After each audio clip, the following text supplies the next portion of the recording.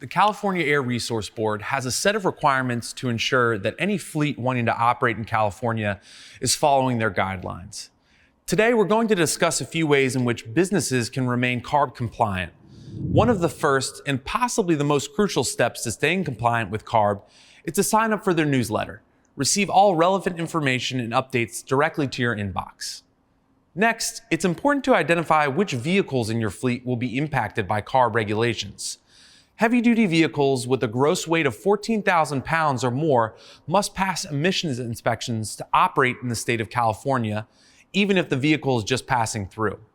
Be sure to check out the CARB website for any exemptions. It's crucial to stay informed of relevant dates because they can be added or changed.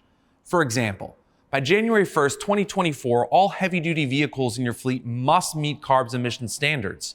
And starting July 1st, 2024, periodic testing will begin. As updates are being made, you can find these dates and more on the CARB website. You must use approved applications such as Norgon's Truck Checkup for CARB compliance.